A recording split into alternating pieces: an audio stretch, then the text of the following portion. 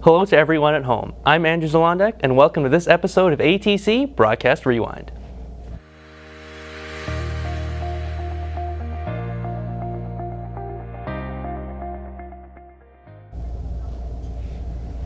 Here joining us today, at ATC, we have broadcast media alumni, Kim Uduman. Thank you so much for coming in today. Of course. Let's jump right into the question, shall we?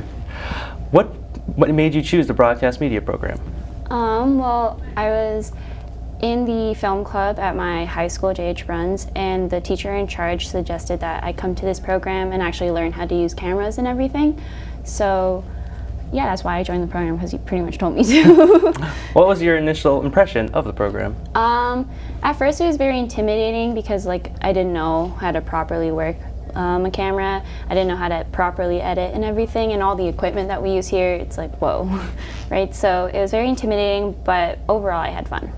Which aspect of the broadcast media program did you like most? I like doing the live stream broadcasts a lot, just because it felt like I was actually working for television, and I think that was just really cool. And speaking of those live broadcasts, which sport did you like to do best, and why? I definitely love doing basketball and volleyball a lot more, just because I played those in school, so I knew more how the game worked, so I knew what to expect. And for the job roles in the live broadcasts, which ones were your favorite and why? My favorites were definitely graphics, directing, and tight follow camera. Those are my top three. And why would you say those were your top three?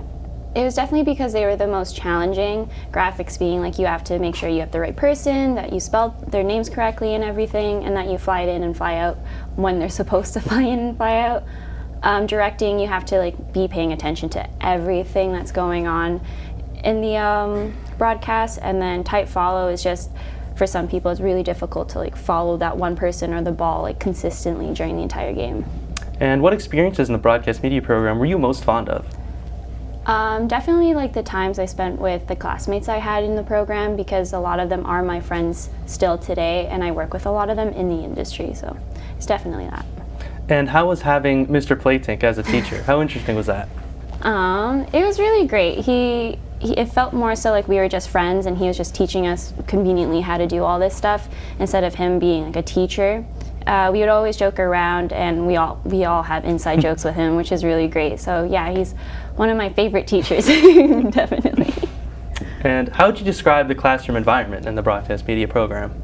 Again, it was definitely a lot of fun. We knew when to be serious, of course, during a broadcast, but overall, just in the program, we had a good time. And how did the program prepare you for working in the industry? It definitely gave me a lot of the knowledge, and it taught me the etiquette and everything on how you're supposed to be when you're working in the industry, and I appreciate that a lot because it's helped me a lot. And what is your current job role in the broadcast industry? I'm a freelancer, so I can do anything from camera work to just pulling cable, but my main job right now is I work for Dome Productions as a score bug operator, which is I fly out the score during the game, or the little score bar, and I keep the score, I run time, I fly out ads, and keep stats. And how have you enjoyed working there? It's really fun. It's really a lot of pressure, because if you mess up on live TV, but it's overall really good. And what would you say are your career goals?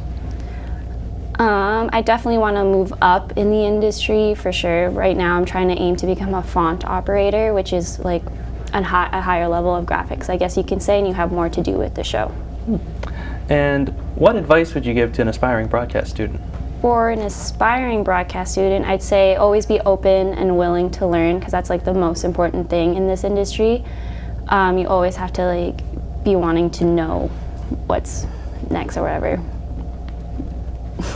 All right. Thanks so much for joining us, Kim. I really appreciate it.